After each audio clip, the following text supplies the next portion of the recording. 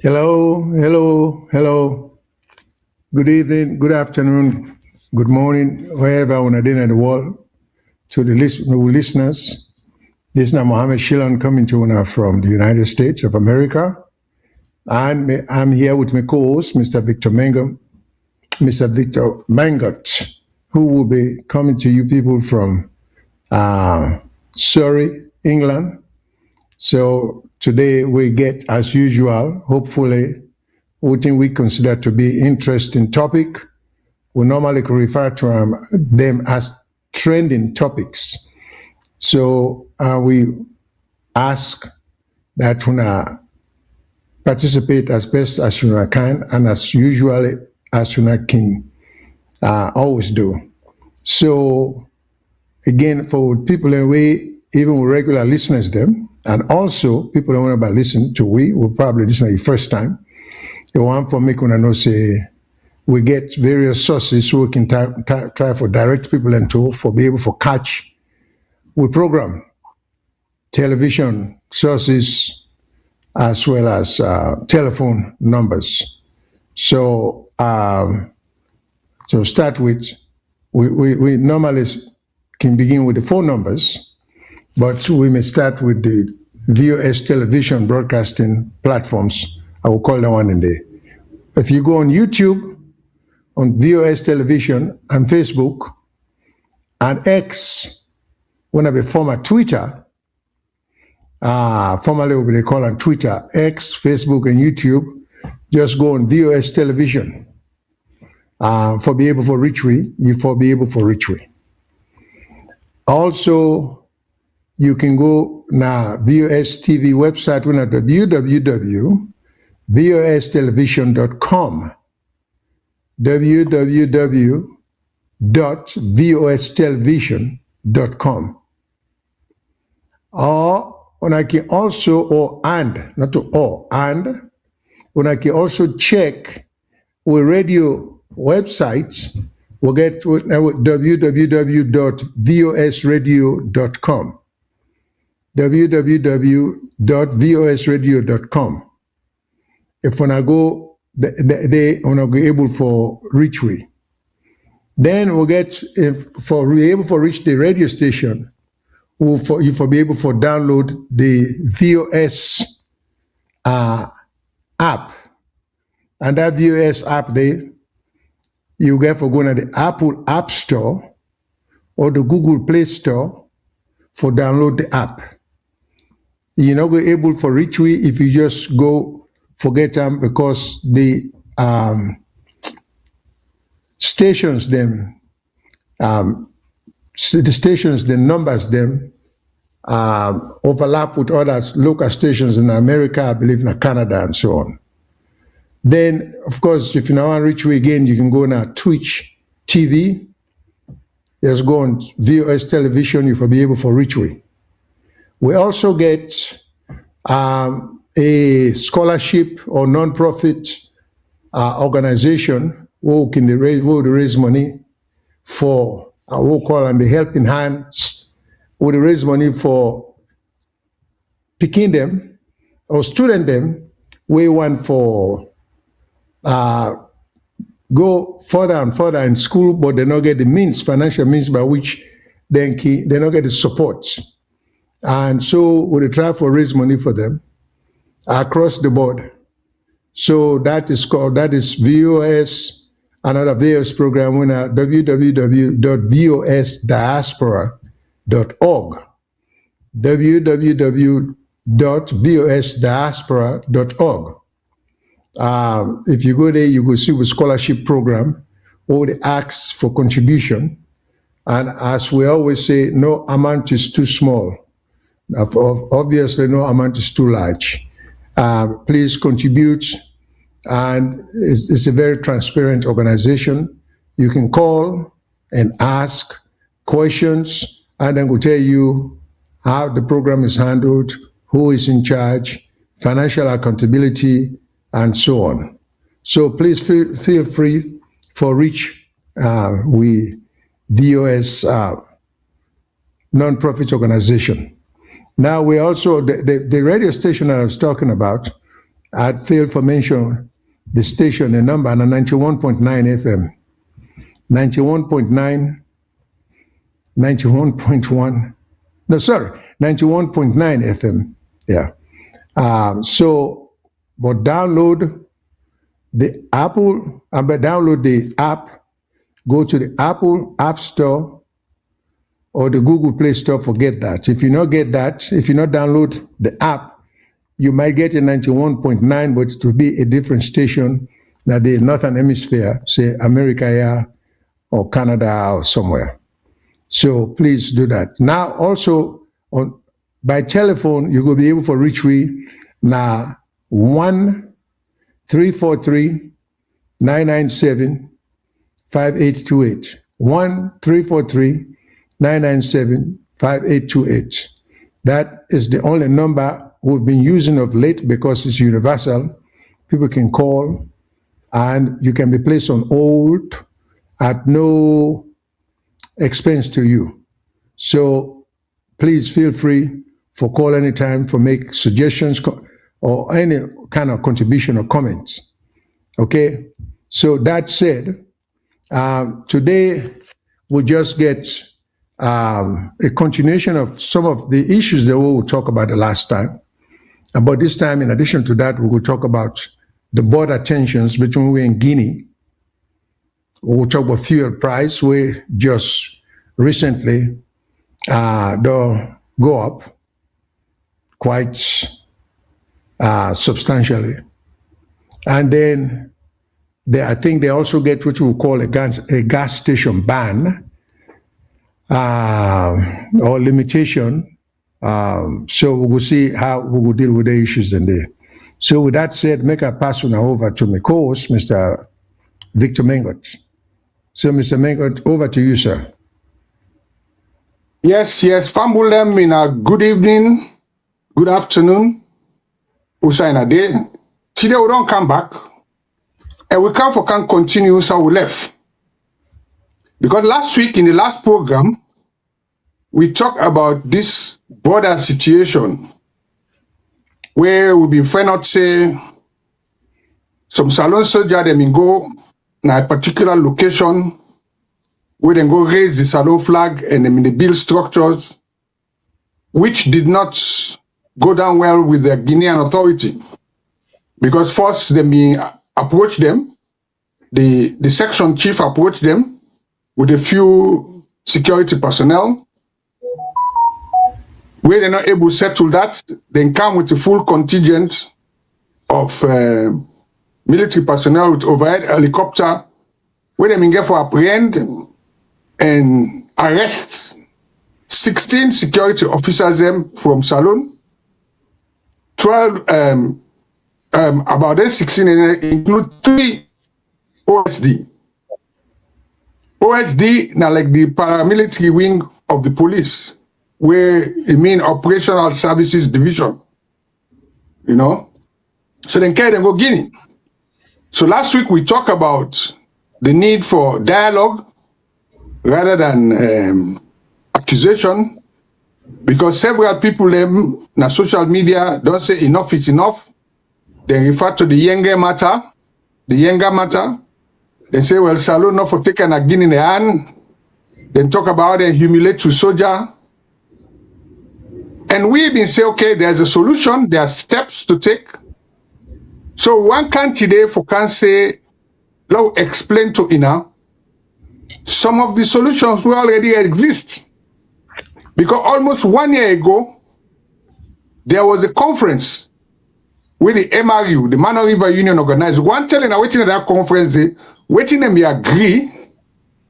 Wait till today, we not make a move. Whether the government not make a priority, but now then they go back and say, well, let the Mano River Union take over. So now that first part though, we'll talk about border control, waiting here for do, waiting here for happen, the committees the way they not set, the mandates where they get, the involvement of sub-regional bodies and regional bodies, and also the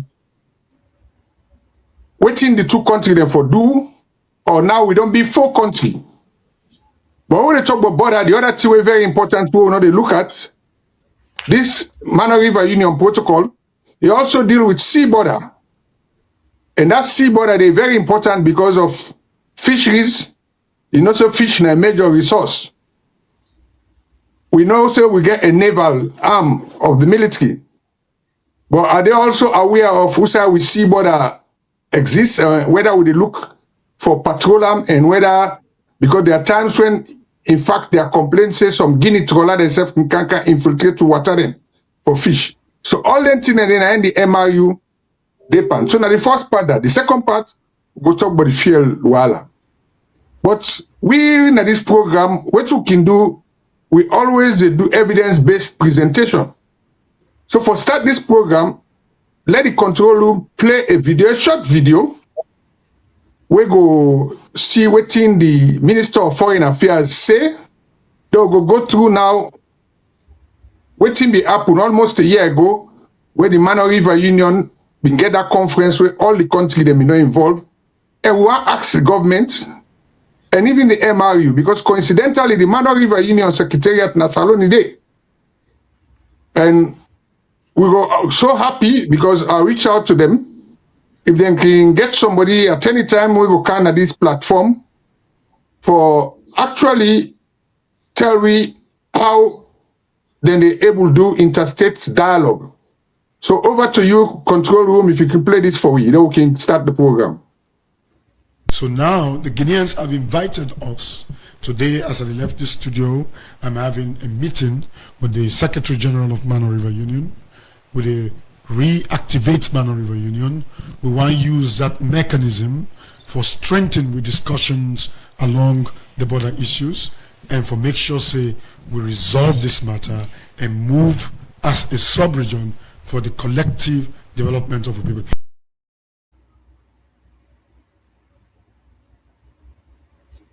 Yes, over to you, sir, Mr. Chilon. I don't know if you want to say anything, but one thing with this video will not be shown before you come in.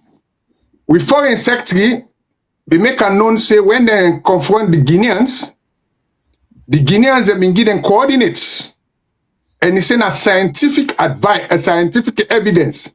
Nine the Guineans they produce for say we Salon soldier man them or the security forces them. Then go almost 1.4 kilometers inside Guinea. Then show the coordinates, and we'll get a map self we show that coordinates there. Then also the Minister of Foreign Affairs also admits, say, the soldier man the way they go there, now the local chief na the Salon sign and they ask. Now him point the boundary to them. So if even the local chiefs have not know the boundary, there we are in serious problem. Over to you, sir, then we can now discuss what Mano River Union I mean say almost 1 year ago. As we family and I can see at the map, say the position of where we soldier them in there, it is completely outside the Guinea outside the Salon border. Over to you, sir. If I may ask, can we replay that video there again? Because I hear the minister, the foreign minister, say one or two things them where they try to make sense out of, but it was not quite lengthy enough for me for pick. So if the control room don't mind, if they can just play on one more time for me or for us. So now the Guineans have invited us. Today, as I left the studio, I'm having a meeting with the Secretary General of Mano River Union. With a reactivate Mano River Union, we want to use that mechanism for strengthening with discussions along the border issues and for make sure say we resolve this matter and move as a sub-region for the collective development of the people. Yeah. Okay. You see, I don't want to come across as criticizing the foreign minister, but sometimes certain things are said, and Mr. Mengo, the good thing here, we have Mr. Mengo, who is a very able person, so he may disagree with me, and he's welcome to it. But I don't seem to understand when the president, the foreign minister, they use statements like, move as a sub-region. They try for strengthening reactivate the Mano River Union, and then move as the Mano River Union as a sub-region in this region. What does all of that mean? To me, it has no substance to all that statement. We've been invited by the Secretary General for come up with a mechanism by which such incidents will be prevented. It just says stuff will not make anything, and we've had this statement for the past 20 years, which in the foreign minister they said the same phraseology is there. So the only thing that gets me here sometimes, it makes me feel like we educated ministers then think they are talking to people, that everybody in Sierra Leone are just dafts. They don't know nothing about anything. Because when the minister comes through, first of all, they say, we're invited by the Guineans. What does that mean? We're invited to talk about issues that, if you go back, you look at the record, Sierra Leone and the Mano River have dealt with time and time and time again. So what's new? So my thing is, I think we've come up with some creative, substantive ideas. And like Mr. Mengot said, when we soldiers then go for put a flag, we go indicate a demarcation between we and Guinea. The question I was going to ask Mr. Mengot, do we have a buffer zone? If there is a buffer, did our soldiers go beyond the buffer? Because you get a boundary, then you will get a buffer. We separate the two boundaries. That buffer then encourage unintended encroachment that can be dealt with without any kind of confrontation. It can only be dealt with like complaint that somebody is going beyond the boundary line and using the buffer as a regular domain. So that buffer there is a peace territory. Wherefore, create some kind of solution before anything amounts to confrontation. The other thing I don't understand, with the Mano River Union, with ECOWAS, let's assume soldiers then went across the border. First of all, you can tell, say, we on one side we didn't do with due diligence. Because with soldiers then for be well informed and for be well educated, and when I say educated, I don't talk about classroom education. The information, they for have adequate information at hand, well, for make where and go, they then get almost a precise knowledge. The knowledge of the precise location of a boundary, that they don't have to depend on the chief. But in addition to that, you can see negligence on women's part, because the chief, who is supposed to be the administrator representing the government in that area, the implication here, the explanation given by our minister, is that the chief misdirects the soldiers. So the chief himself is reasonable to conclude that the chief himself or herself know the boundary line. So you can see the total lack of due diligence on we part. So my question is, why have all these educated guys, PhD, this, that, everything? We are making basic errors on false errors. And then we're supposed to be impressed. In fact, I read somewhere where they say foreign minister though using skill and this, that. And there's no skill here. It's just lack of recklessness and carelessness. Because there are territorial boundary lines set up by the colonial masters. We get so many sources for this incident to happen. Now, I agree to an extent with those who are upset and offended by the way the Guineans treat with soldiers. I think, but you can't blame the ordinary soldiers in Guinea, because a protocol should have been put in place, and it should have been foreseen or foreseeable that such a situation might arise. And if it arose, how do you resolve the problem? But then left unto the discretion of the soldiers then just come and take matters into their hands and arrest, guys them, and maltreat them by making them sit on the floor, on the ground, which was kind of offensive and dehumanizing, you know. All that, you know, go blame the Guinean soldiers them. And then the other thing that gets me, I say they come with helicopter, they come with trucks. Well, and to me, we call these people military force or military forces for a reason. I mean, the word force is force. It means force. You for show power. You for say you're ready for anything that may occur when I face yourself. So again, we lack due diligence because we just go there, we take a lackadaisical attitude. And then, so for people that were the vexed by the Guineans, them, I don't think we were vexed. We for be offended, they should have treated with soldiers them with some dignity, but they chose not to. But you can't blame them because we wait for them to do with due diligence and prevent and foresee and prevent the occurrences here, then results here. We depend the show book, how much PhD we get, but we not to do the practical things and the commonsensical things then. You know, we do a great disservice to the country.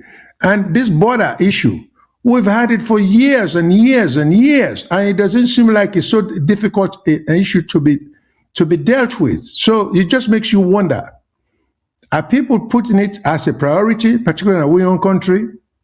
You know? So when this so-called invitation by the Guinean minister or government of Union external affairs minister, I don't know what that means. They were invited to discuss, you know, with the Secretary General of the Mano River Union of Guinea for put mechanism in place. I think that's embarrassing. We shouldn't have been talking about mechanism to be put in place. This mechanism should have been long in place, long, even before the current minister even finish high school or even start high school. So let's not be bragging about something we failed to do, we should have done, and we haven't done, and we've neglected, and then one forget credit where credit is not due at all. Okay, I'm being harsh on the government, but I think I'm justified because this is ridiculous. You see, there is some degree of insensitivity on the part of Union government because the soldiers weren't subject to their embarrassment. They're not to the minister, not to his staff. Now, the ordinary soldier man, if Fetch be commander, lives will have been lost. It will have never affected the minister himself, you know, or top guys. So we're demonstrating some insensitivity, not doing what we're supposed to do when a basic stuff. I mean, the Guineans, they come like a military force because that's what it means. You come for show power. Do we have a helicopter? You know, do we have tankers and stuff? No, but we get all the stuff. In Sierra Leone, we're good at talking. Oh, we land book past everybody. You know we get knowledge past everybody, but now they accomplish the least. You know, I know I will offend certain people, but I think it's time to start offending people because we're not doing what we're supposed to do, particularly when we deal with basic issues. I hope this will be the last time whatever the minister says he's been invited for or to, that we don't have to deal with the border issue with Guinea again, because these are very simple issues to be dealt with, and there are organizations that are already existing that should deal with them before even going to the court, you know, to the international court or whatever court that may have jurisdiction over such a thing. So that said, let me go back to Mr. Mengot, who will tell we the history and the topography and everything about them boundaries here. So back to you, Mr. Mengot. Well, thank you very much. Thank you very much, sir. Let's start first with the minister's statement. He say for reactivate MRU, Mano River Union.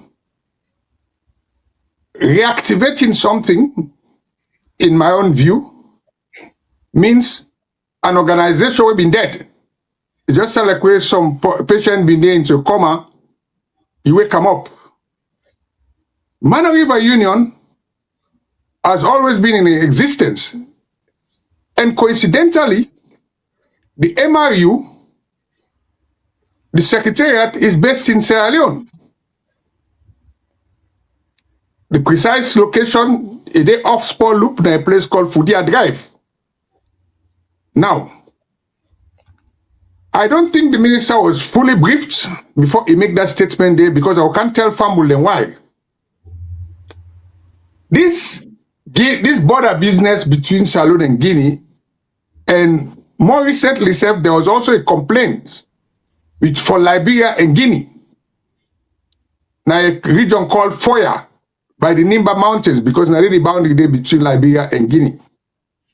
Where the Liberians they try for build roads, the Guineans come, they seize all the equipment, talk about incursion in the land, but then solve them.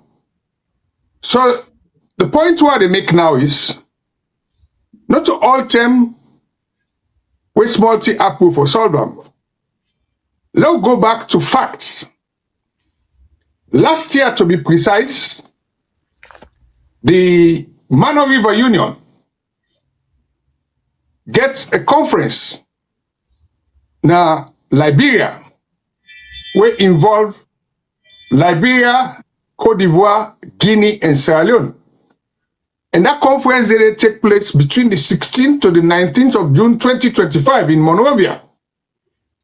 So at that time, they launch waiting and get joint committee to oversee the reaffirmation of land boundaries and the delimitation of maritime borders. Remember, it is on record, we do research. So that conference day take place in Liberia. 4 days, they go sit down there. And the initiative, we will get other people the way back then. You get the Africa Union Border Program, you get the German Corporation, GIZ, you get government officials, you get regional institutions, which is like the ECOWAS, where they all go sit down, then join much span this talk here.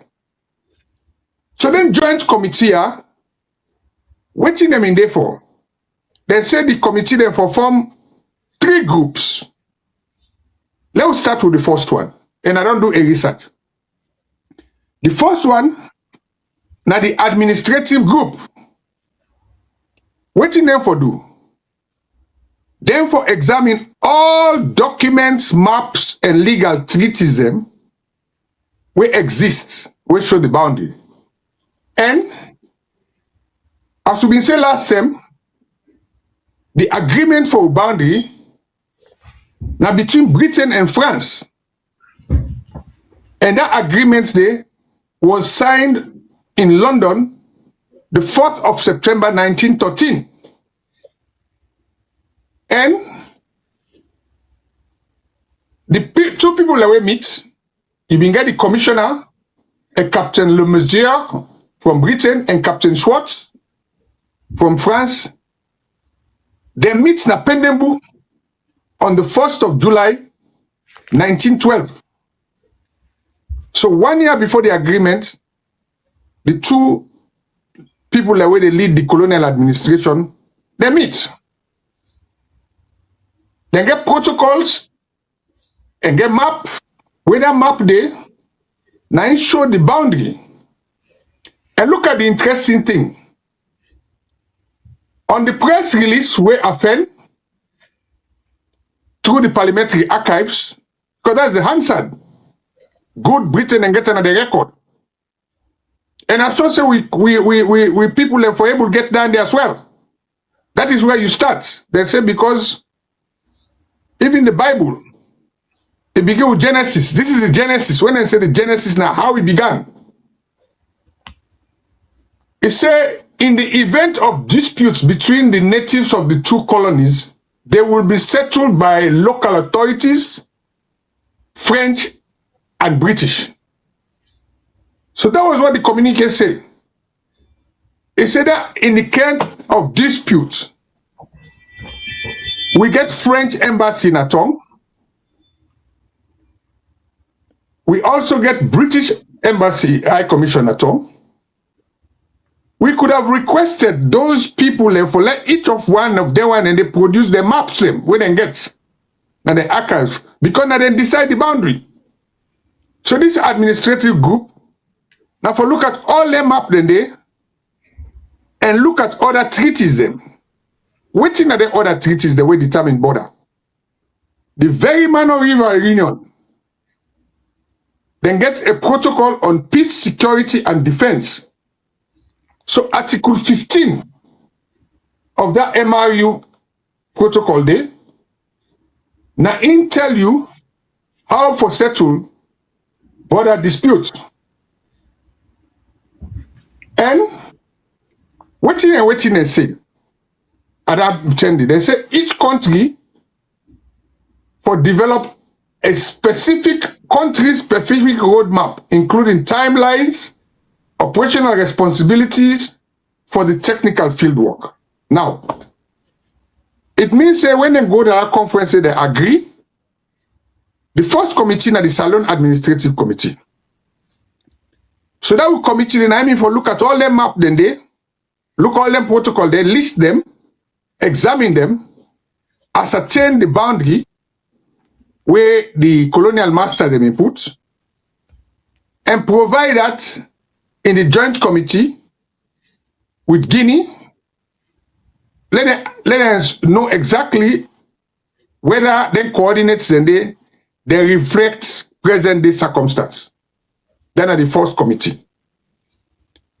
You also get what we've been talking about last week at length, the ECOWAS Commission Protocol 2015 on joint border management operations. So now all the documents and they we get for look. So now that then document and they would use now for set issues then for deal with border management. And when they talk about border management, the next thing you get to talk about the technical part, where I think say Guinea may not start. And that conference where they may get, when Guinea they may do the geospatial mapping, they may for do it jointly with the Salon team. I don't know whether Salon still get, they may not set up people them for do mapping. And how do you do mapping? In my line of work, as a highway engineer and transportation man, we can do mapping when you go locate a road. Then get an instrument called gamming, when a handheld instrument we can use for verify coordinates.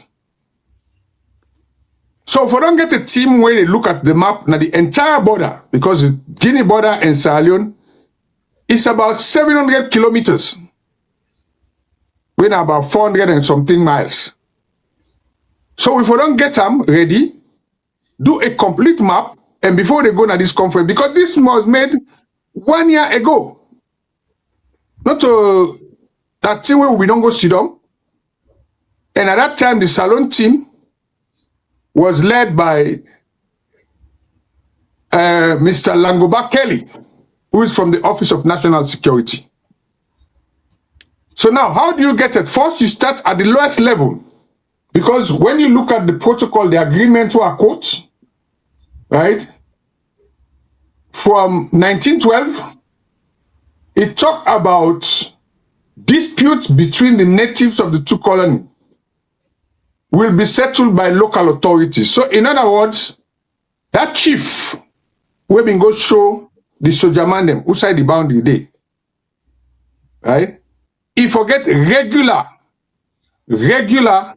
liaison with in counterparts. Where at the sous-prefecture, the subdivision of Farana in Guinea.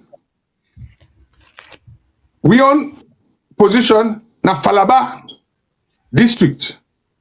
And let remember say, Falaba district was only created recently. I think it was part of Koinadug. When I mean recently, it was created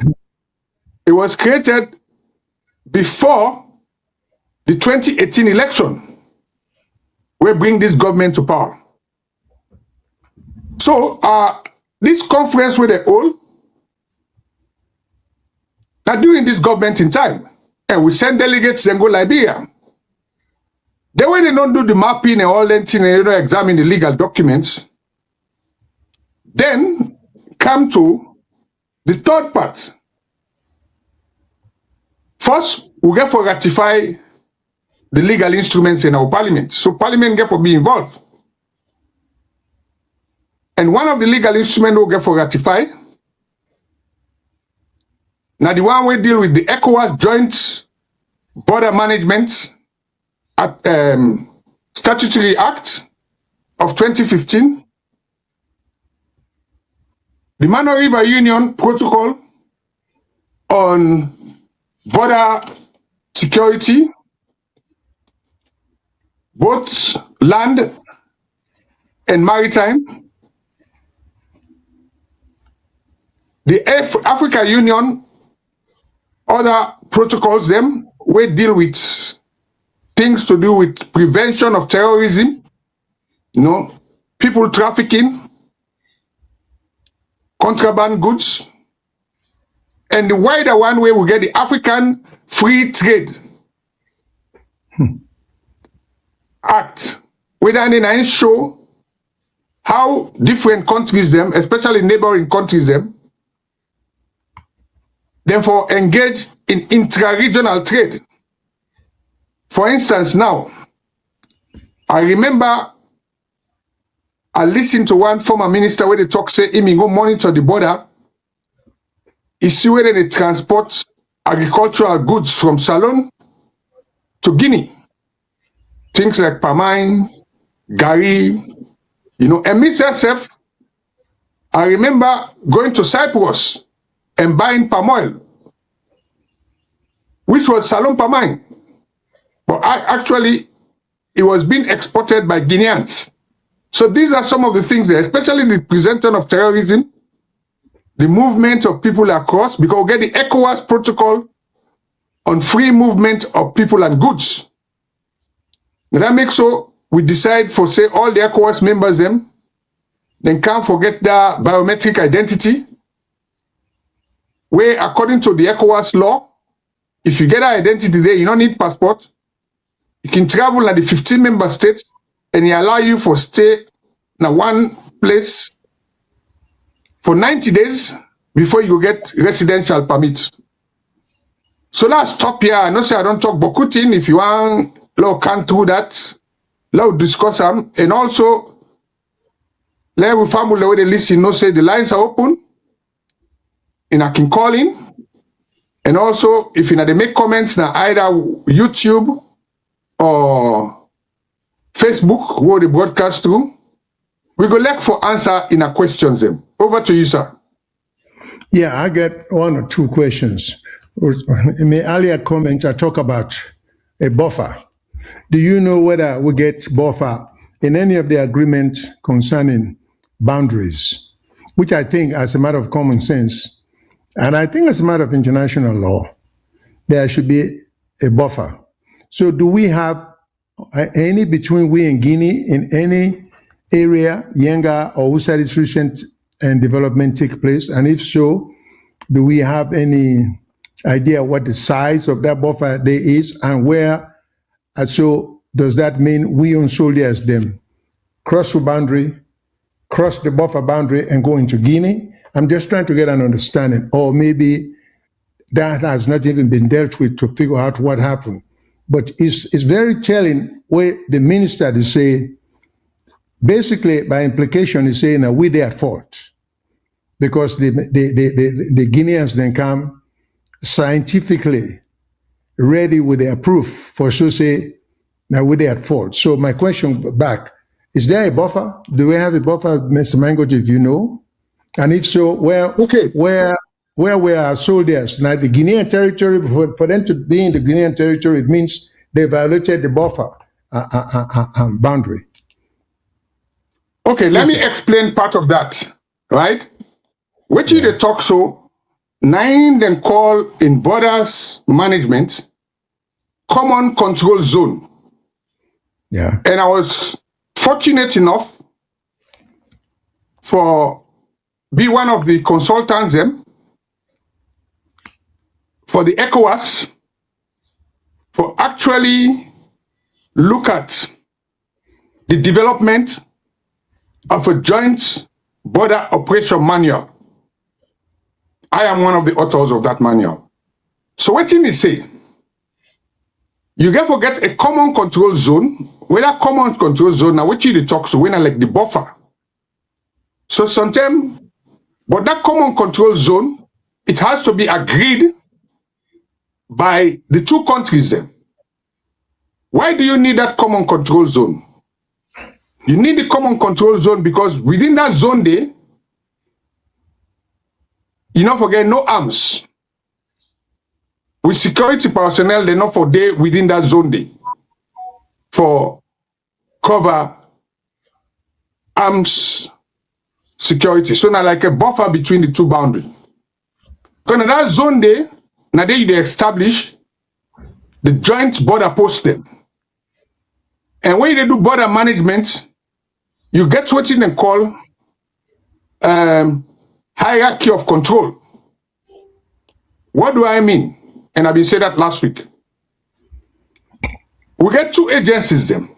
In Guinea, when it comes to security, border patrol, na gendarmerie nationale, we are like the paramilitary force, a cross between police and army. It's only if there is an incursion or suspected violation, nine will bring the army inside.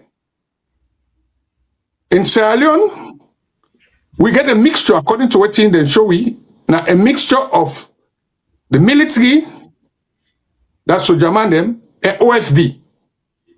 Now they didn't at the border. But then you get what you call sequence of control.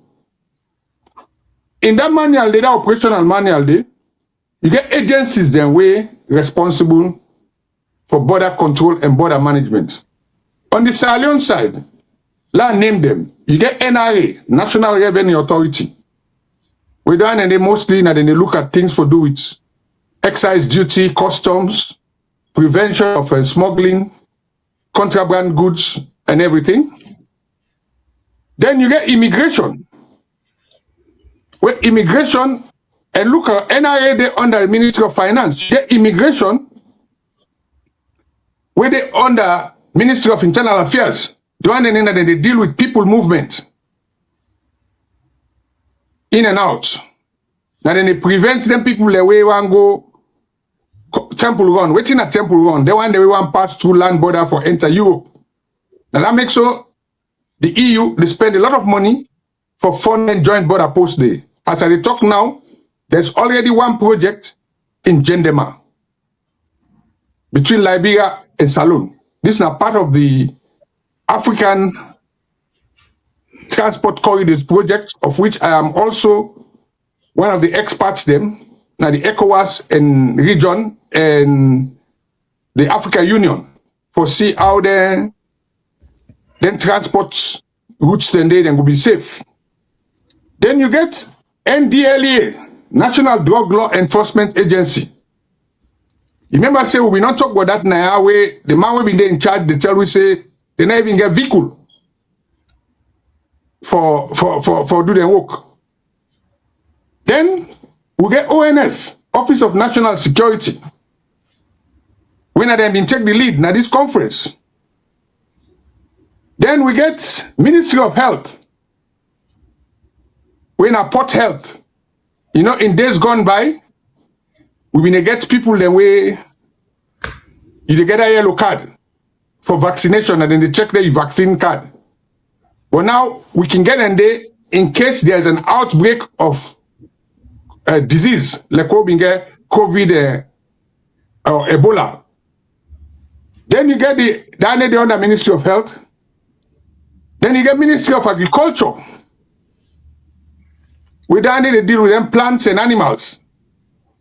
We call them phytosanitary. Then are for plants. They'll get veterinary people them for animals because we don't get situation where even animals they say they violate border. Because one time we don't show video where we get some cow that we come out Guinea, they end up in a salon. And if you don't get proper control, then cow and they, some of them can carry disease. So we get to put all the agencies there together, put the management, get the hierarchy of control, and get a lead person. That lead person there, now they relays with the one in a Guinea.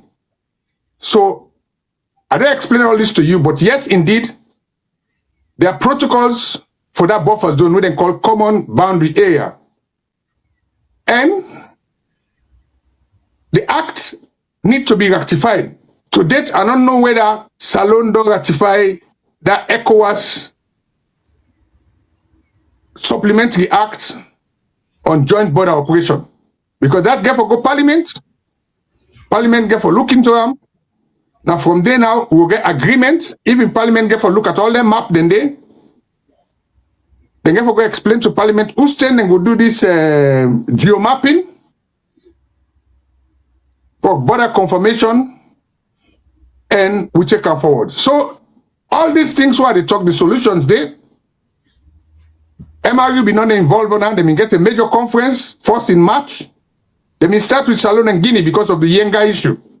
Then later on and do it again in June, where they say now MRU their own role. Now for look at both land and sea border for obvious reasons. Because they see now self they get things in a tongue, as you know, Mr. Shilon, where boats and just the land around our peninsula. We don't know side and come out. Whether outside we see boundary on a neighboring country. That's why you need all, when you talk about border operations, you get for look at those things.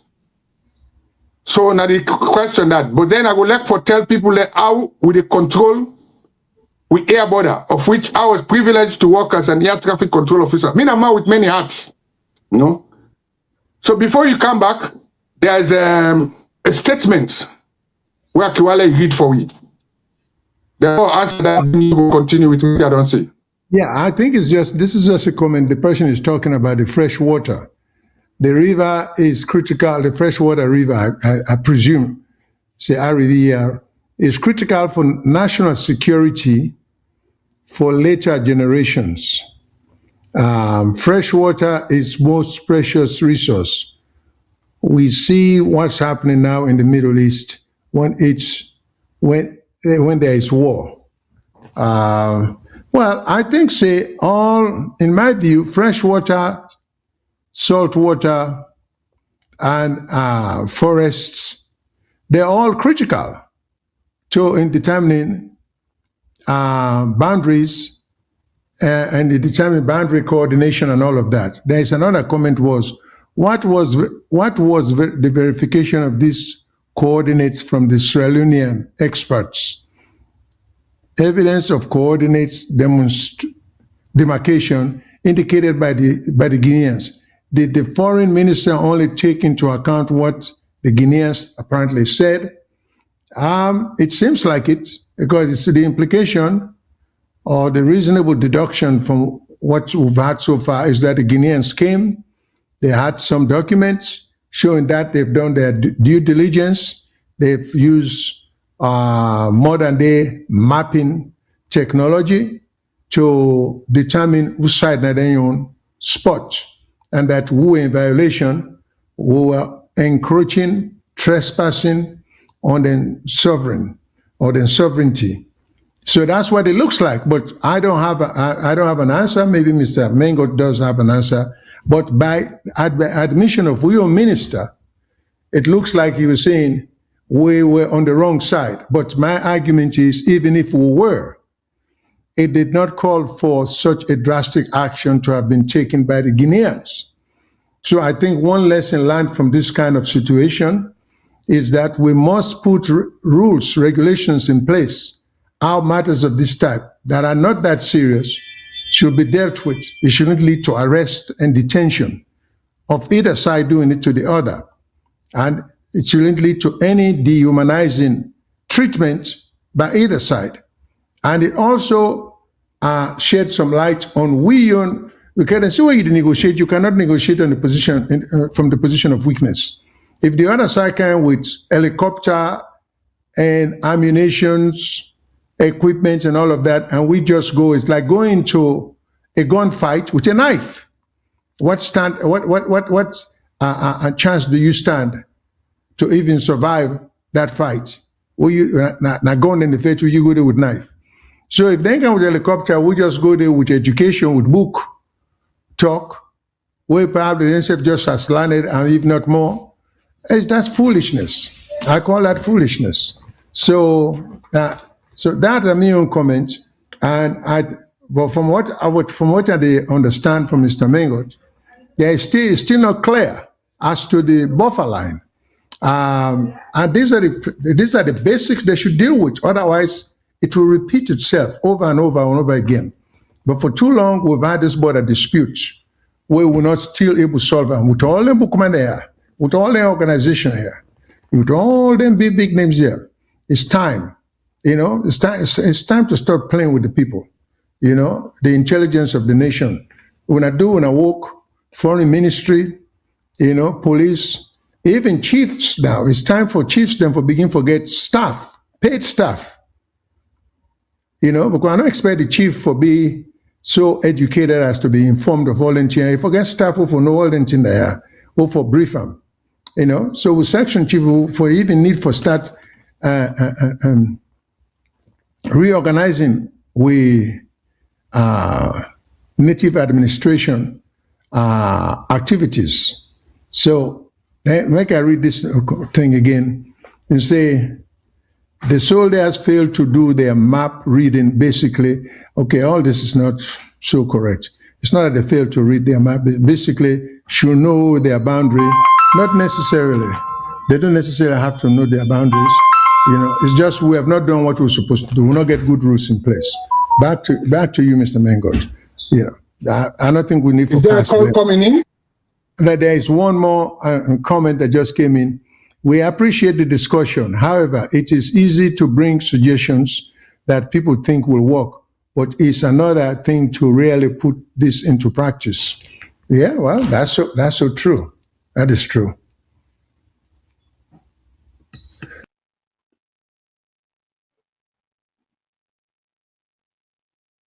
Okay. Yes. So that's all I got, Mr. Mengot, because there is another comment that just came in. Hold tight. Let me just read another comment. Mr. Mengot, what is your understanding of Sierra Leone strategic petroleum? We're not going to do that. Reserve. What are the implications and vulnerabilities this war with Iran will have on Sierra Leone economy and the Sierra Leone economy, especially with inflation? So, but we have not gotten to that yet. But this is what this person asked about implication and vulnerabilities with respect to the petroleum situation. That would be part 2 of this one after this topic. Now the second topic, Dandy. I see another comment coming. No, not right now. There is not another one. Okay, now let me respond to the person where say it's good for get suggestions, but how for implementer, which is true. And I can't show where we get the lapses. We get institutional lapses, we get lack of coordination. Because I know say I talk about this meeting where the MRU be old. In last year, June 16 to 19 in Monrovia. Now, at the conclusion of that meeting, they be asked for joint committee where we for that set. But Salon, we forget a joint committee. We for don't get people them way. Now they're responsible for geomapping, right? Where we self for don't get that information there for let the minister know say we do on top of we game. Say if we get technical expert them for confirm waiting the Guinean say. I don't think that has been done. I don't think that has been done. But we not get that deed has been done. But let me tell you now something which I'll put in record. when the conference been done last year, there was a signing of a final communique with key representatives, and I go name them. You been get Mr. Sikila Nyuamalin, when I've been the Senior Liberian Minister of Internal Affairs. You been get Ibrahim Bayo, Director General of Territorial Administration of Côte d'Ivoire. You get Mr. Bada Kaba, Advisor on Reform Monitoring from Guinea. And then from Salon, we were represented by Mr. Francis Lagumba Kelly, or Kylie, when a Chief of Staff at the Office of National Security in Sierra Leone. Now, here is the problem. The man will go there, when the ONS man, go sign a communique on behalf of the government of Sierra Leone. And if you go through a constitution, when such communique, somebody go sign on behalf, ONS, under national security, it is under Ministry of Defense, in a way. And who is the head of the Ministry of Defense? It's the president himself. And according to the requirements, if you go sign, anybody will go sign any communique making a commitment for the government of Sierra Leone, that communique has to be taken to Parliament for ratification. So during that 10 days, Parliament now, for them get involved and ask questions, and they may say each country forget country-specific roadmap. So that they go get for tell Parliament and put them on record, one, who say you go get the joint committee on administration, or that then go in at that place there where you need, and that you go get people there from Salon, and also we get people who get surveys and lands in Salon. So we get for involved surveys and lands, and I think say that they under the Ministry of Land, Housing. So you get people there from surveys and land. We go there for take the lead on the geospatial mapping. When it comes to the legal instrument, we get Sierra Law Reform Commission. We get experts then there. We can look at all the legal documents here. And even starting with the 1913 Act, the agreement signed between Sierra Leone and Guinea. And for let it be effective, Parliament also get law for set up a standing committee, which by now they could do, on border management and security matters. Also, if they not set up a committee, Internal Affairs is not the lead ministry. So you get a parliamentary committee on internal affairs. Therefore, don't take up this issue, even call Mr. Langoba Kelly or Kylie. Sorry if I not pronounce your name right. Because the spelling are Keili. If you don't go before Parliament, go present that communique there through a ministry and lead ministry. And Parliament now go get a committee the way for the monitor. All the way to don't go agree, because they agree for get technical committees them, border management committee them, and then for the report to Parliament regularly. So that's how in other countries then why I don't get involved. Because I remember when I worked on the same border issue between Cotonou and Lagos, both governments, Nigeria and Benin government, we will get all the agencies and they will work with. What I talk, the Office of National Security, Immigration, when they sit down, then government take it seriously, and they end up getting a bilateral agreement which define that common border zone where they talk about areas of conflict, even jurisdiction. Because anybody will violate a border agreement, waiting the regulations say under the Supplementary Act, now the nearest court of jurisdiction, you can go. And Guinea will get a court near that area, and I make sure they carry this to Jaman today. If we don't get an agreement, and we get court in that area there, we'll be nearer. Now, Salon them for deal with that issue there. So, as long as we not put all the mechanisms in place, Parliament not involved, because Parliament now they are the lawmakers. we're going to continue to get this problem. Not for begin talk say for reactivate MRU. No. MRU is there in Sierra Leone. For their drive. Them did it. Even the MRU itself, when I check the website and check they they not even get a program since that conference day for say, waiting they not do to date, almost a year ago. So that's my comment, sir. Unless you want get any further clarification, I'm willing to provide. Oh, no, but you can tell by the minister in vague explanation of the way things are that we have not been doing with due diligence, for sure. We just haven't. So that's all I have to say in this regard. Okay. So, fumble them. If you not still get question them for ask, you can send your question through the various platform for clarification, or you can phone in. But all the information here which are passed now can be corroborated because they're on record. I can even give references to them. Because that conference day where them hold na Liberia, you can Google na internet and look for the headline where say MRU states commit to strengthen border governance and regional unity. So it did it. The information is available for anybody for check. So if we not get nothing on this issue, we'll continue for monitor them. And we hope say some of them people they're waiting at government, they listen, especially with parliamentarian them, to let them do what is right.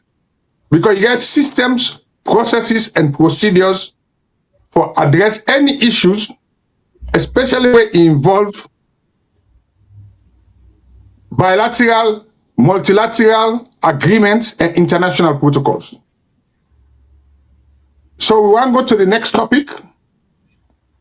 When that's for talk about, because you know say this one we talk about border tension, fuel price rise, and gas station. So over to you. Want to bring the intro, or let me talk about, let's start with the fuel price rise. Well, we can talk about the fuel price rise, but make I just ask another question. Because now we still have unresolved with land border issues. But in talking to you earlier, you had mentioned to me that it appears as if air border or boundary, that one is settled. It's highly unlikely that we'll get air dispute, a boundary line by air. What about the sea? The sea lane, have we been able to equally, or now that the minister said in the meet and try to reactivate Mano River, I don't know why Mano River will be reactivated just because, okay, but that being the case, using his words, are they going to just also go ahead and deal with the sea boundaries, or do we have to come back to that maybe 10, 15 years from now when we begin to reserve boundaries of the sea and rivers? Because now we're only talking about land.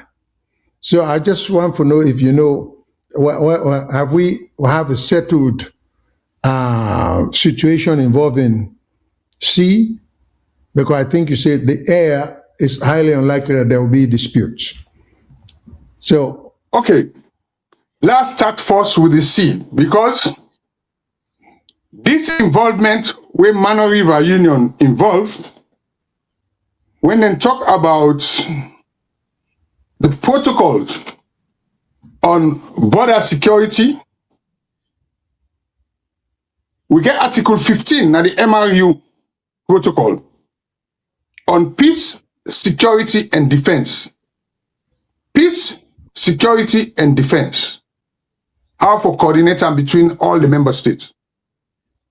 So, MRU their own role now for help facilitate these border issues for the member states. So again, like the land border, if we don't get maritime authority, then if we don't do survey of we maritime, because members say we they give fisheries license. for people like for can fish in our water. So if we don't know the border, we see borders them, how do we issue this license? How do we prevent poaching? Especially we get a lot of the Chinese and Korean that ship the way they come fish in our water. So now the MRU, they roll down there for facilitate. But the onus is on the government. You just tell like where you get a fine us. Why you they get us? Will they see you build wall? Right? They put barbed wire on top. That wall the way you don't build, it show you land demarcation. The barbed wire way they put on top, it thinks it shows that you conscious of security, say somebody go and jump the wall. Because remember recently when the president said then jump the wall, then go chief rest na na state lodge. Even the house way they build, we can see people and get the window them, then can put metal, all that in there. So the onus and responsibility start first with the state. So if we not try for secure and define them, we will get problem. Now, what you talk about here, like give the air boundary them, for let people know how air is managed.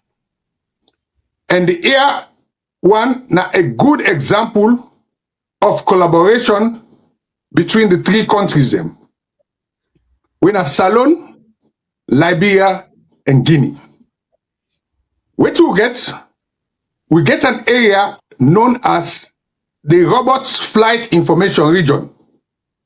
Roberts because it's named after Roberts Field. We Roberts Field that did at Liberia the airport there, and I did the FIR Secretariat there. So now, any foreign airline where they enter that regional boundary there between Salone, Guinea, and Liberia. The control mechanism is Salone, and they control the southern part. The northern part, sorry. So let's say the plane they come up from Côte d'Ivoire, and they travel along the coast. Liberia and Côte d'Ivoire, which is also part of the Mano River Union, but they're not under with Flight Information Region, then get a reporting point. Now like beacon on the ground. So approximately about like 5 nautical miles before you approach that reporting point there, the Côte d'Ivoire controller go down inform the Liberia air traffic controller. Whether in the regional. Then when they approach Salone now, we get a beacon where they na Tikonko, because Tikonko around you get the beacon between Salone and Liberia. So before about 5 minutes or so before the plane they come, Liberia they hand over to Salone control. So that one is defined. The same now they take and take across Guinea territory to a place called Sansale. We're at the boundary between Guinea and Senegal. Any flight where they above 5,000 feet, that is the jurisdiction. And what you do that possible, now because we don't ratify the treaty under ICAO, when at the International Civil Aviation Organization, when they set all them treaties and they set all them boundaries and now they oversee safety of the air, safety of the airport. We will not get that same system there for land and sea. So that's the difference. Okay, we got one comment will just come in. In a nutshell, the president asked, on what basis did the foreign minister of Sierra Leone accept the explanation of the Guineans as being accurate and correct? He asked some follow-up question. Was there any expert verification on behalf of Sierra Leone or the Sierra Leonean foreign minister? So that's the question. That's the essence of it. On what basis was he so willing to accept that the Guineans were correct? About the correctness of the Guineans, the new explanation. But I think we've dealt with that. No, let me just, in my own view, waiting for do, because when I read the conference where they get, I mentioned the man where they in charge of Office of National Security, ONS. Because ONS, if you take her in our own style, na like in America, like how you get the CIA, where they deal with external security, FBI for domestic. The same in England, we get MI5 and MI6. So we own ONS.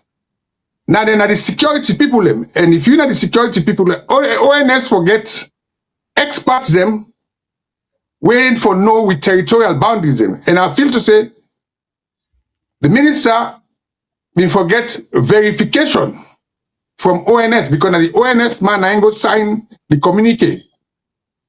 If possible, self, for don't get a brief from ONS, but we not hear that. All we say, in just say, according to your statement, it say the Guineans presented scientific evidence. Say the soldier them go inside the border 1.4 kilometers from the agreed boundary. You not been get any, you not tell me about any verification from any expert organization, be it ONS or the Ministry of Internal Affairs. All right, sir. So I think we can move on to the next issue. Now, waiting, I want to go to now. Now go first to this petroleum, this petrol business. And we will start first with the organization we're responsible for everything for do with fuel. All right? Because as I say in this program, I collect forget verifiable evidence. In 2025, there was a bill in Parliament which went through the Senate, a landmark bill, we changed before we get Petroleum Regulatory or Registration Commission Authority. Now, the bill go say that agency for now be called Petroleum Regulatory Authority. So there's an act of Parliament when the Petroleum Regulatory Authority Act. Okay. So that act there, now make the framework for the management and governance of petroleum resources. It talk about transparency, accountability, and sustainability. What in that agency they enroll, or the authority enroll, the PRA. The role of the PRA now for oversee petroleum exploration, production, distribution, and the overall functioning of the sector. Why production? Because, or exploration? Because we there several times say Salon gets oil or petroleum around we see coast where would they talk about say for give people and for mine. By the way, lest I forget, just to go back, when they talk about that geospatial mapping, one time in the way we Salon government, this government we can power, they may not do that geospatial mapping of all mineral resources in the entire territory. And I believe say if they get that information, they will be able to tell you what's in our boundary. So not just an adjunct. So this PRA, now they talk about the thing them for do with the distribution, the importation, the storage, the reserve, and everything. And also, it provide guidelines for licensing and activities for set up petrol station. We can talk about this moratorium. The Act also puts emphasis on environmental protection. We get big word they will use, sustainable resource management, environmental degradation, and then say all petroleum activities must comply with the standards to minimize impact on local ecosystem and communities. And NTR include provisions for oil spill prevention, management, and rehabilitation of any area we get into and they occur. And associated, they also get even rights for talk about movement of petroleum products. Remember, say some 10 million day, we get a tanker disaster, where they talk about how you license people the way they transport petroleum, and even the quality, the quantity of movement of their resources in it. So that's the agency we're responsible, the PRA. Now then also the fixed price. So from this background I don't give, I don't know if you want to start first with the fuel price, then go to the gas station, or we start with the gas station moratorium. It's up to you, sir. Or you want to get any comments where you want to take from me from this, No, I think we can start off with the or the existing or the press release on the moratorium. So the moratorium on the construction of gas stations. To me, I think that would be a good start, but I leave it up to you. Okay. Yes, it's a good start. But again, before I can the program, I can always do some research. I look into this issue and talk about guidelines. When to make this thing not come up, two reasons. In Sierra Leone, we get the big boys where they sell petrol, we get gas station them. Then a NP, National Petroleum, and they all privately owned. We get Connex. Connex was formerly a French company. You know, Total. Now they sell Total in operations to a company called Connex in Liberia, the investors and they, the shareholders and they. We get Malador. When a recent one we just spring. Then we don't get Boku other small station them. I even hear itself even the political aspirant Jagaban inside get petrol station. But again, I look at the research for say, now you put a moratorium. Now two reasons. Because some of them smaller petrol stations here, they can offer competitive price lower than what the government asks for. Because when they put a price, you get a ceiling. You can't sell above that ceiling there per liter, but you can go below. So now when you talk about regulating who say they build petrol station, because then you talk about environmental degradation and impact.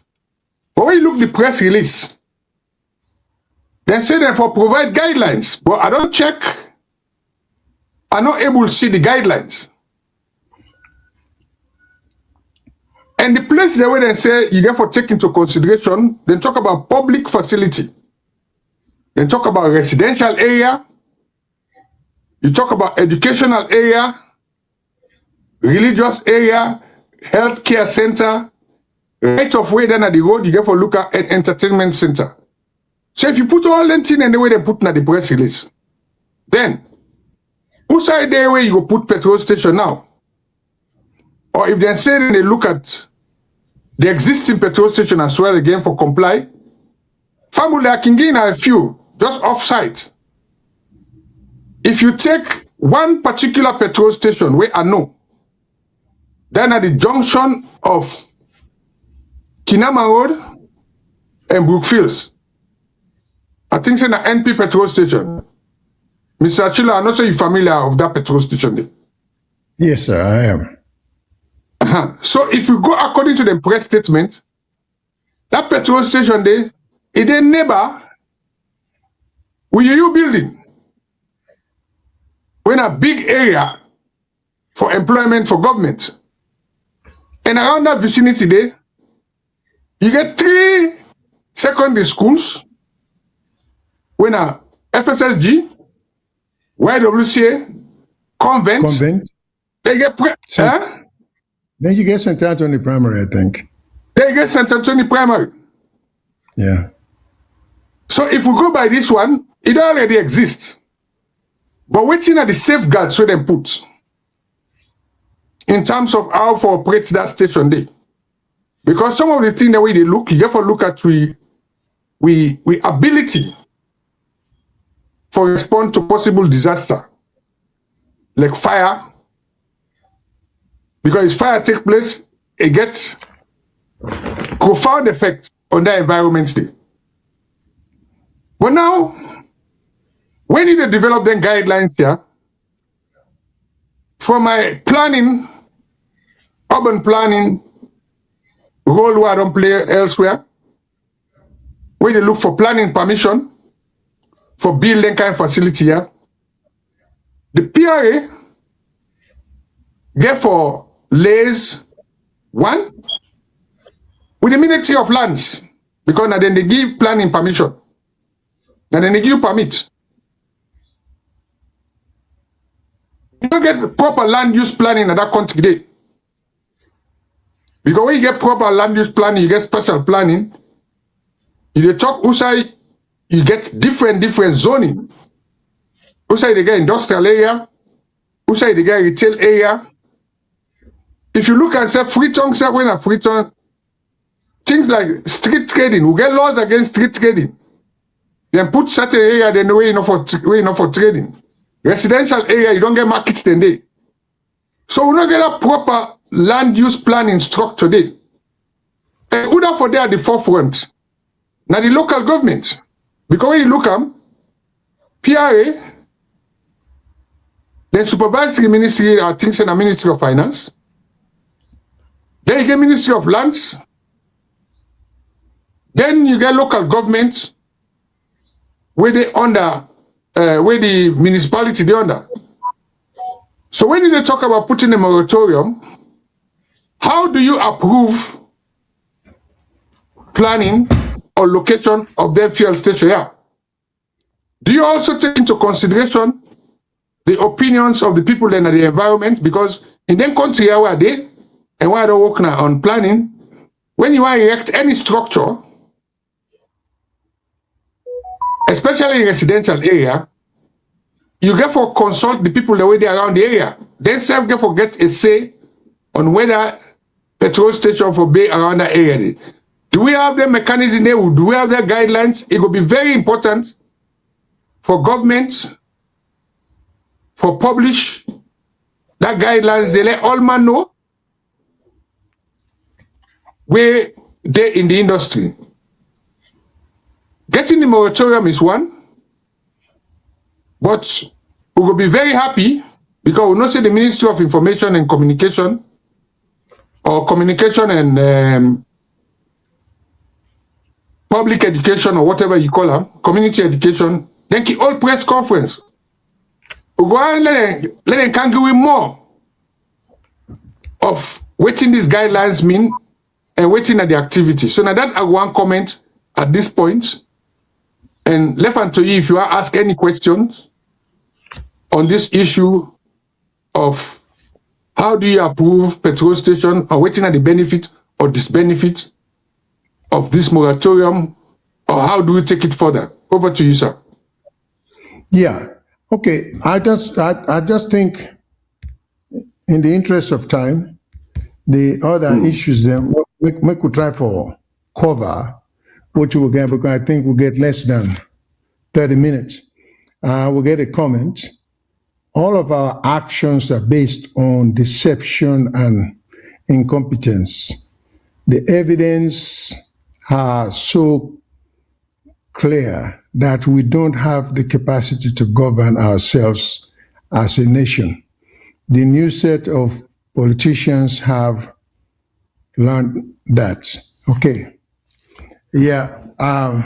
So that's the question. So that's a form of an opinion that just somebody expressing himself in terms of where we are. All of our politicians, according to him, the actions are based on deceptions and incompetence.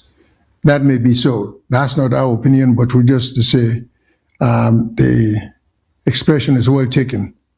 But I just want us to just move on, since we'll get less than 30 minutes to deal with this petroleum structure. Let's just keep on going. Okay, then that's fine. The one way for do it now this issue of the frequent changes and announcement when they make for fuel pump price, which I mean almost you buy fuel per liter. And when they talk about fuel, when NRA they set in price, or PRA, sorry, then they look at, you get diesel, you get petrol, you get kerosene. Because mostly kerosene, first time, I don't know whether they use it so much. First time we've been getting kerosene stove, where people, they buy kerosene for cook. A stove, but now I know say most people in a coal pot. And diesel, you get diesel vehicle, you get petrol vehicle. But since the beginning of this year, this is the second price rise we don't get. We talk say recently the man where they in charge of this National Petroleum Regulatory Authority, then be increased price from, I think it was 26 leons or so, to 28 or 25 to 28.5 leons. And the Minister of Finance, Mr. Sheku Fatamadi Bagura, Naimi say he announced a strategic increase in excise duty on petroleum. So that then have been because of the budgetary requirements. Then I make sure that we increase them. And we still say after the increase, and then they been get a wahala, where they been get for increase the price of Wakafine bus from 8 leons to 12 leons, where Parliament step in, they reduce them by 1 leon to 11 leons. And remember, said the fuel been there at 28.5 leons. Now it don't go up at 32 leons, but almost four leons on top. And what's the reason for this one? They say that because of this war in Iran. And you know, say Iran they near the Strait of Hormuz when I passageway. Yeah. When are they all the petroleum ship then they pass. But people then say, before government announced this price, the oil marketing company they may not begin complain of shortage, then they ration petrol. But I believe say the PRA in Sierra Leone, I can check, we suppose forget always about 3 months reserve of fuel. So who stand this war begin? When they just increase fuel price. And when they increase the fuel price, so now with immediate effect. So it means in the existing stock, now they don't increase. Because I don't know who stand the order, more fuel, we will come, but then they increase the price. And this fuel increase price, it get profound effect on the economy. Not only transport, people the way they do business, because you get generator, where lights not there, you get for buy petrol or whatever for put like generator. So now that's not the problem we'll get.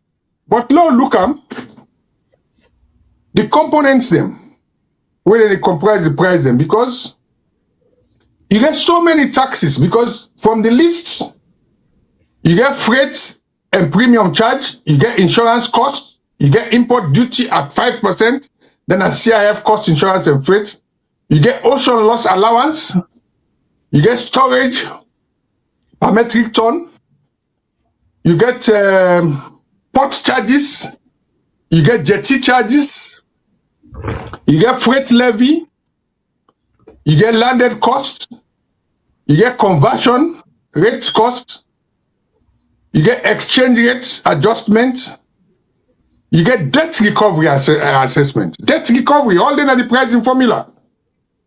You get fuel marketing, one. Then you get infrastructure development fund. What's in that infrastructure development fund? Now the money where they take from fuel where they buy, they say for put up for road maintenance. So when you see all the different charges, then you get for us say some of them not to double taxation, because what I mean you get jetty charge. The jetty charge in a way, then the fuel cheap they can load for you don't get jetty charge, you get port charge, you get this that. So I don't understand. It baffles me. And very soon, the transporters then go begin ask for let government increase the price of transport. Normally, they can increase the price by the percentage increase.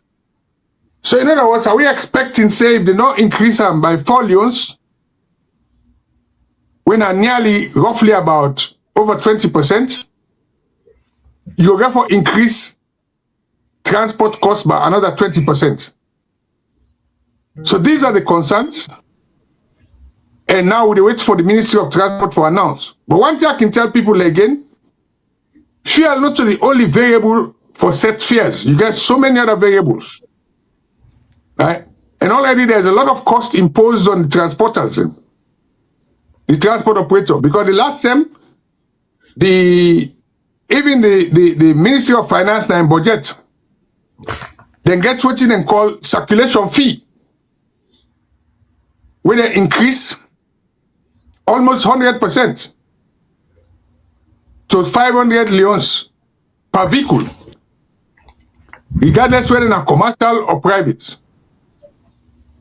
Then for the first time, they also charge Okada operators them when a motorcycle, commercial motor, then say they begin pay now, because before when they get that circulation fee, they were exempted. Now they all for pay for each motorbike. They talk say them for pay 250 leons, new leons, when at 250,000. Also, the cost of other things then, when I like spare parts, insurance don't go up, you get for pay for roadworthiness tests. So they are killing the transport industry. But the main killer, now this infrequent rise of fuel price, whether they transport and whether they translate and directly to governments, when they get responsibility for tell people them almost them for charge for move people and go up and down. Then they tell people they almost for charge for move people there, but then they talk almost for charge for move goods, because the goods transporters them, they are not regulated. So then say they charge, because like for instance now, when price go up now, if na cement you they buy for go build or supply, then go increase, then they charge you per bag. Then go increase your cost per bag. And remember say also, when the man they travel back, they get for pay toll, if na free they come on. So we need to look at all these issues. And fuel price get a ripple effect. So now that I get for say about this whole issue. And over to you, sir. Okay, you talk about the ripple effect. What my question to you is, Yeah, does it stand to reason that every time there's an increase in fuel cost, because it looks like I know there is a correlation, but not. It's just one of many factors.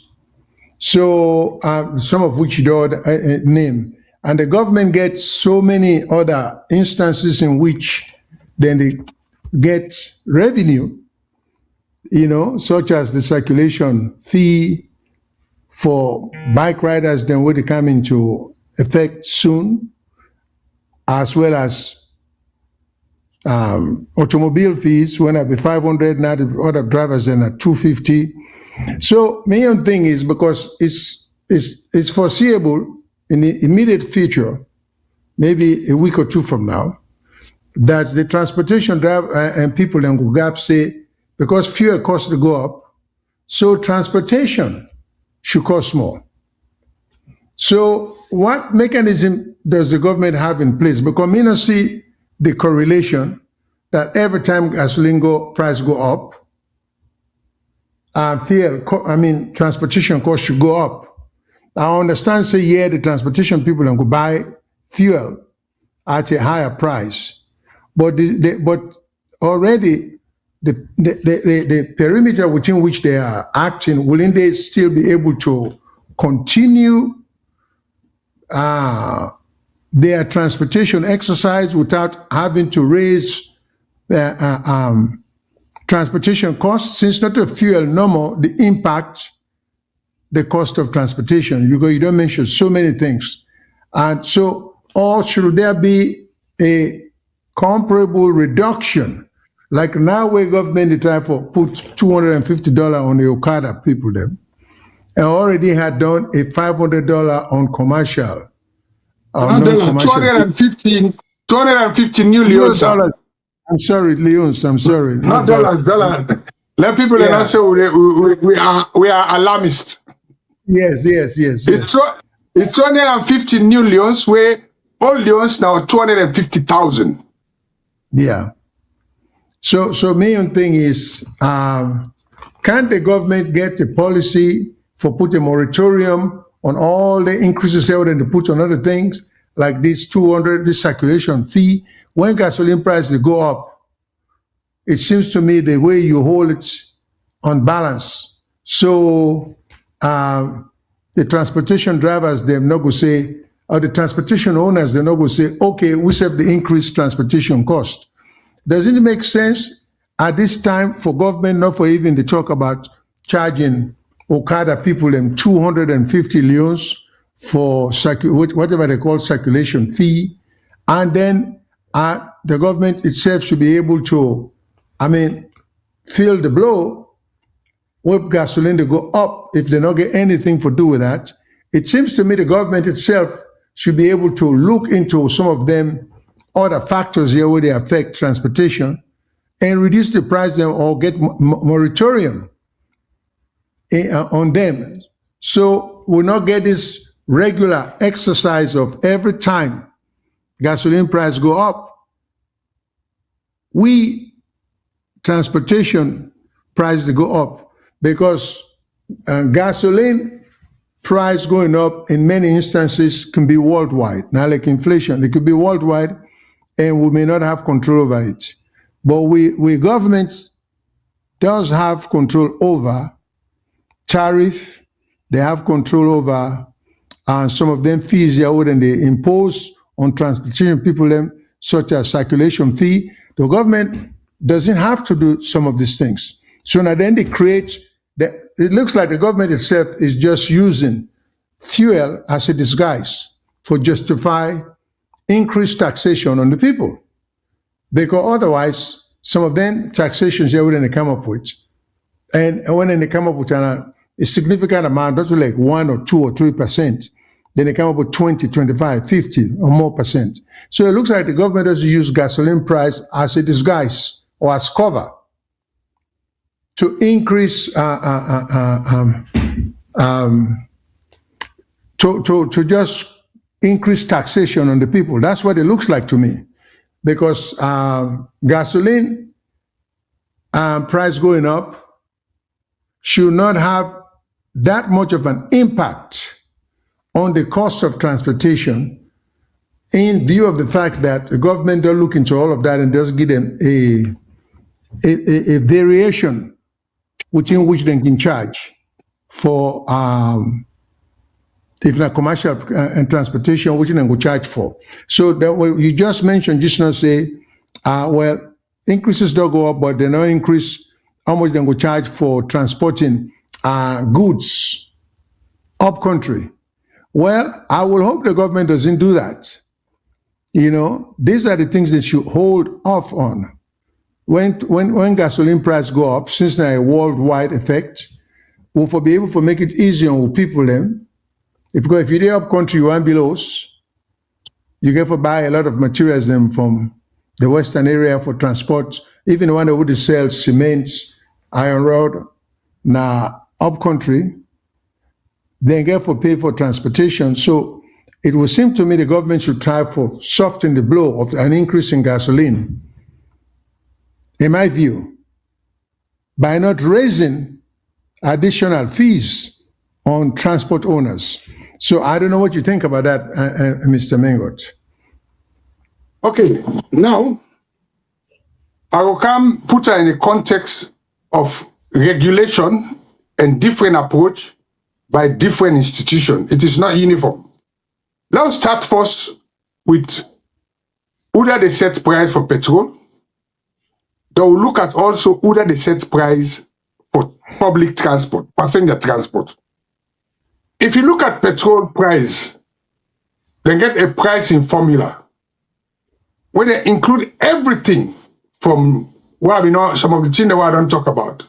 Landed cost, exchange rate, price correction levy, distribution cost, debt recovery, all that in it. Then get debt recovery, then get petroleum fund levy, then get excise duty, then get road user charge, right? Then get fuel marketing, infrastructure development fund, all done and they.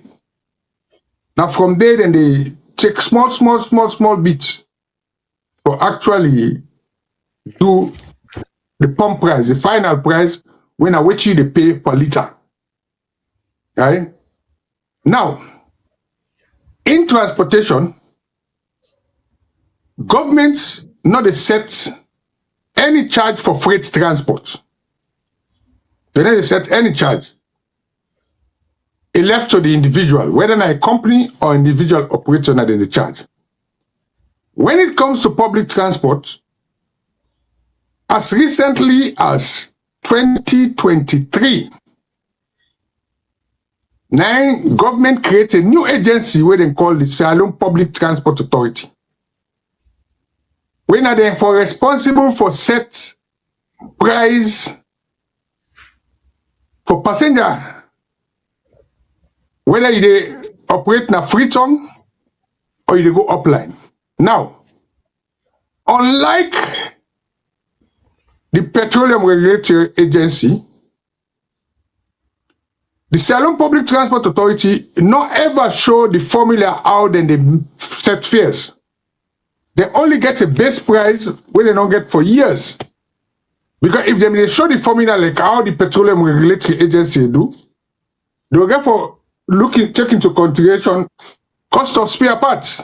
Because spare parts also is influenced by now import to the importer. So just like how you get import duty charge for petroleum, you can argue say you forget similar one for where they set fares for transport. You get to take into consideration other things like this circulation charge, where they charge people them. You get to take insurance costs into consideration. You get to take toll gates into consideration down the way they go, where they get for pass through the toll day. You get to take so many things into consideration before you get that base. And what you go do, rather than for the change price anytime where petrol come up, we get statistician them. You can look in the past 10 years, the trend in rising fuel price. Then you can get an average where you go peg your fares based on inflation for almost a year. So you go be saying like how we do now. When I want them for a year, then they change price for public transport. And in England, why government they involve for set price? Now because then they subsidize transport. Like for instance, me as a senior citizen, government they contribute to the transport operators them because I get free bus pass and they travel on a bus free. But it's monitored. I get a pass there where they put them. So for each journey I make, it is recorded. So government they compensates the operators them for when they transport me. At a discount. The same thing they do for all at a discount, yeah. The same thing they do for all people's for people with disability, for picking them and all that thing. So now that makes so government at them place here, they set price. And then they do it only once a year. Around January to February. And it's based on inflation. But in Sierra Leone case, Salona they subsidize passenger fares anywhere. Exactly. So why government now have to tell me where I go buy me transport? Almost I get for charge. If you get for tell me almost I get for charge, you just get for take me cost into consideration. Me cost not to fuel no more. Because I get for pay insurance, I get for pay me driver, I get for pay circulation charge, I get for pay roadworthiness test, I get for pay vehicle licensing. So all that the government they take into consideration. They just see that as you see, oh, when fuel price increase, the percentage increase, then they put per fares. So if we take this one now, if you take this one now, where they move from 28.5 to 32, you can round and say almost 4%, almost 20% increase. So imagine if you increase passenger transport by 20%, what you go do to the average person where they commute or where they walk? You understand? Is this justifiable? Can you link the two together? We have to look at better ways for look at with transport and how government they set price. Because the only industry down there where government they invest there, we don't get public buses there again. But then they can tell we almost for charge. Is that fair? And then they only base them on one variable, which is fuel. So this is a debate. We get an authority we charge with the responsibility. Let them also be as transparent like the Petroleum Regulatory Authority, we show the components them of the formula for come at that price. You might not agree with it, with the different charges, but they at least they don't clear. But for fares, passenger fare, we don't know how government is calculating. We then go just put a number per fuel. If this war continue, because the war just begin, the price will go up in the international market as well of oil, which means in the next 2 to 3 weeks again, we might expect another increase in fuel price. Whether they correspondingly then go pass it on to passenger fares. Mm-hmm. Exactly. So that's the issue where government need for address. Yeah, but because right now they make it look like correspondingly, whenever there is an increase in fuel price, like I indicate, say fuel price can be created by world condition, such as the war, or the talk about scarcity and all of that, where they be under control of a government. But so then therefore come up with a formula whereby you cannot increase transportation as at the same level at which the fuel price will go up. Like you just suggest, say, it's about 20% increase. So you cannot increase transportation costs 20% 2 or 3 times in 1 year. But the trend as we are seeing it now, there is going to be fuel price rise in the next few weeks, and with more to come as the year goes by. So are we going to be saying we'll be looking at almost 60%, 60 to 100% rise in transportation costs? The government has to come up with a better formula than that. They cannot base transportation costs. And we are only saying that for the poor, because the poor too, they need mobility. You see, they can't charge them or price them out of the market. So as much as the poor and the struggle for get money, for move from one location to another, for take them goods to the market, you can't, because that cost them go pass, and also to we, of course, it will slow business down for them. So there is a chain reaction, and every government will know that. So they cannot allow, particularly what you will see, so we see it coming, that gasoline prices will rise more than once because of this new war with Iran, where the United States just started. So what are we going to do? Now for try to preempt the government from encouraging the transportation section, and I mean encouraging in a negative sense, for begin find alternative means by which go impact the transportation section that much, and if it does, not to impact the rest of us, the rest of the people in terms of what they're paying now. Because already everybody is saying what they're paying now is high. Transportation cost is prohibitive.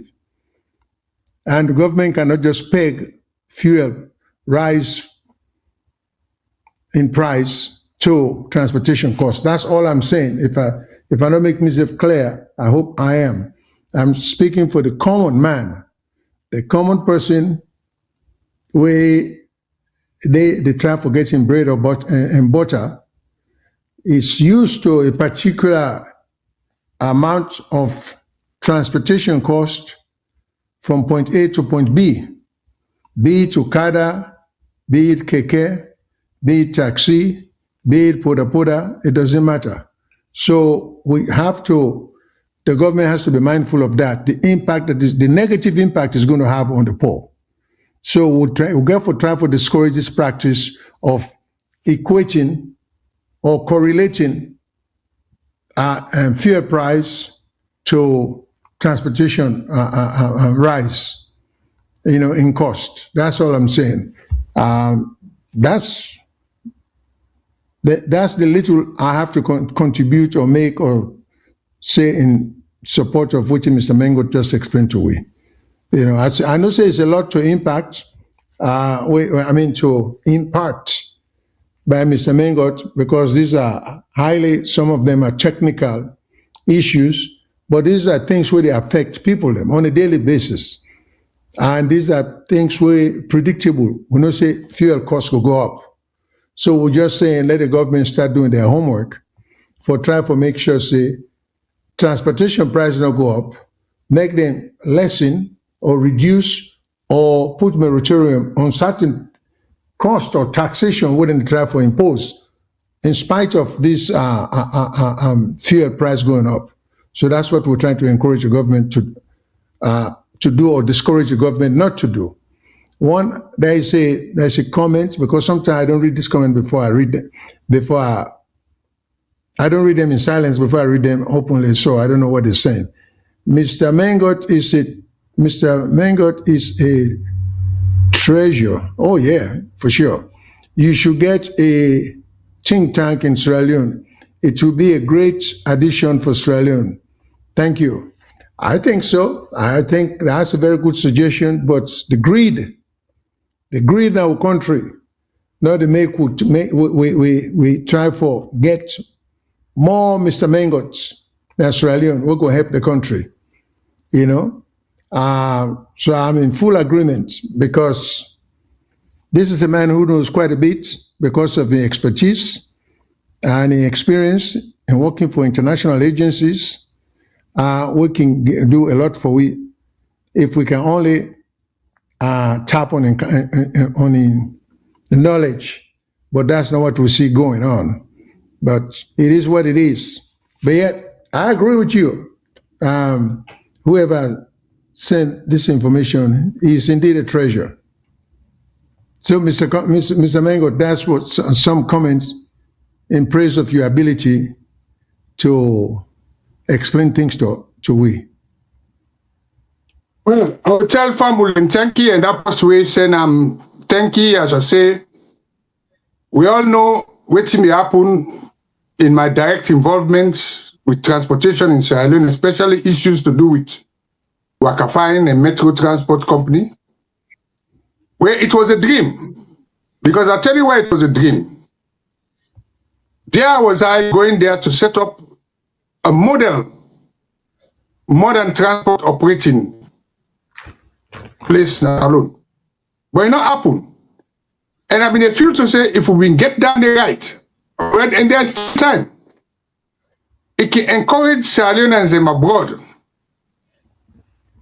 or contribute and invest in the transportation sector as alone. I'll tell you why. Most people, you get EPAM with them, you are EPAM, you go buy taxi for them. Say like run taxi. You go buy Okada, say like run Okada. You go buy Keke for them. But we are not doing it in a formal way for look at big transportation companies. Let's check the people that were there in transport. We were there abroad with the travel go Tom. Who do they run there see boats them where they cross? Are they Sierra Leoneans? No. We shouldn't stop them, but these are areas. Then people are blind. They're in a different place. What thing will stop people from Lonsar, Cambia, let them set up their own transport company with support from their citizens there abroad. Forget frequent movement within their region, connecting other regions, and also linking the main capital. There are opportunities. Only if government can make them open, create the enabling environment, transportation, that thing will attract a lot of private capital.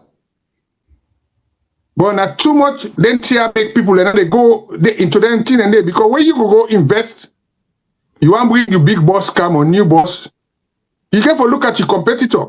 The other man way in transport no road worthy.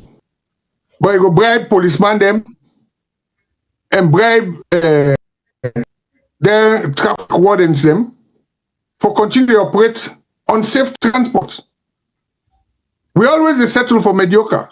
Other countries there in the region, you go Senegal, then they talk about major transport company where they talk about e-mobility, electric vehicles. Some African countries, then like Uganda, all them places, and then they manufacture electric vehicles. But what is wrong with we in Sierra Leone? Some of where they attempt for do that here, people they say, "Boy, me man, aboku talk, they talk. This not to Sierra Leone, not gonna happen." But as long as we have the pessimists among ourselves, we will only continue to grumble. For me, all I could say now, I'll continue to explain things to people, educate the people, and hope say things will change. So for that, I must tell you all, thank you, listen to me, and hope say we don't make things clear on this issue for do with petroleum regulations and also the border management. We'll monitor them. And privately, I can reach out to some of the people, and I don't already reach out to the Mano River Union.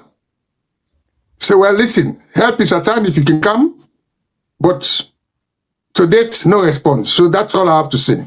But thank you, possibly, that caller, they will make that last message for in seal of endorsement. So till we meet again next week, I will say tata to all the listeners then. Yeah, next week I will. No, not the same comment. Okay. Will be, yeah. So next week we will touch on certain infringement or encroachment on political and constitutional rights. So like free speech, unlawful arrest, violation of equal protection of the law, all kinds of things, because we see a lot of that is happening now in Sierra Leone again.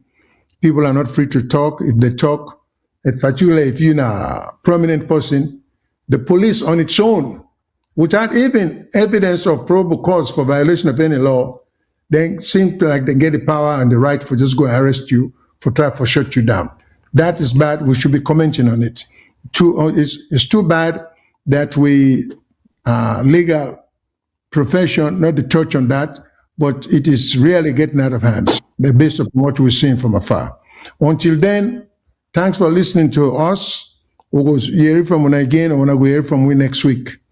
So, good night.